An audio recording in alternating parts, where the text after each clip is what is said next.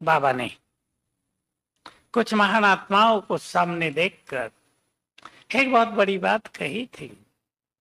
वैसे तो कहते हैं मैं तुम्हें घर ले जाने आया हूं, तुम्हें चलना ही होगा, तुम चाहो न चाहो मैं तुम्हें ले ही जाऊंगा। उस दिन अव्यक्त बाबा ने कहा, अब देख लो किसको कहा, आप में से किस किस को कहा खुद तय कर लेना। जब तक तुमने ब्राह्मणपन के कर्तव्य पूरे नहीं किए तुम घर नहीं जा सकोगे। कौन से हैं वो कर्तव्य, किन को कहा है? पूछ लो अपने से, मुझे कहा है। ब्राह्मणपन के कर्तव्य होंगे होंगे अभी तो हमारा स्वयं का पुरुषार्थ चल रहा है। कर्तव्य होंगे सबको मुक्ति का वरदान देना। मान लो एक एटम बम छूटता है, करोड़ लोग मर जाते हैं, आत्माएं अभी घर नहीं जाएंगी, अंतरिक्ष में भटकने लगेंगी। हमारे आकाश में करोड़ आत्माएं भटकेंगी। उस समय उन्हें मुक्ति का वरदान देना, ये कुछ ब्राह्मण आत्माओं का ही श्रेष्ठ कर्म होगा, दिव्य कर्म होगा। ये विनाश काल में संसार में दुखों की लहर फैल जाएगी। बाबा के शब्दों में दुखों के पहाड़ गिरेंगे। आत्माओं को दुखों से मुक्त करना ये हमारा कर्तव्य होगा। संसार में विनाश काल में भय बहुत फैलेगा, निर्भय बनाना सबको। आप समझ सकते हैं, विनाश होगा, लोग डेड बॉडी देखेंगे, जैसे कोरोना में हुआ। कितने डॉक्टर भी भयभीत, डेड बॉडी उन्होंने अपने सामने से जाती हुई देखी, रोज 10-10, 20-20। भय आतंक का रूप ले लेगा भय। उन्हें निर्भय बनाना हमारा काम होगा। एक बड़ा काम आप सबको देना चाहता हूं बाबा की ओर से।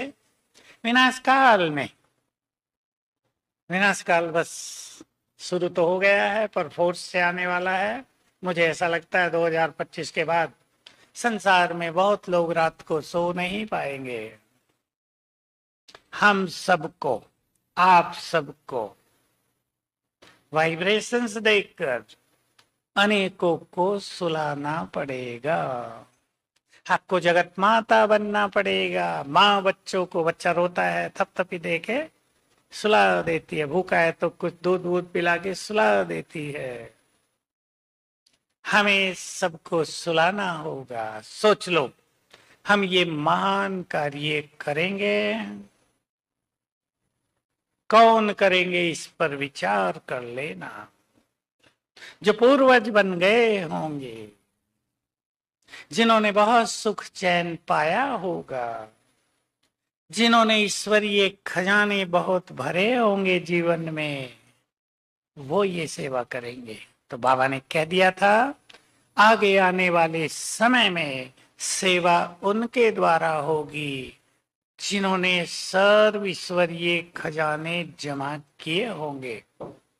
ये होगा ब्राह्मणों का महान कर्तव्य। कौन कौन करेंगे आप सोच लो, कहो तो हाथ उठवा लूं। डॉक्टर साहब बोलो कौन कौन करना चाहेंगे? अरे ग्रेट, ये तो सबने हाथ उठा दिया।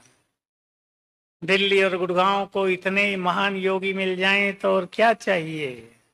आप ही संसार का कल्याण कर देंगे। क्योंकि आने वाले समय में वाइब्रेशंस फैलाना बहुत बहुत बड़ी सेवा होगी। अशांति फैलेगी।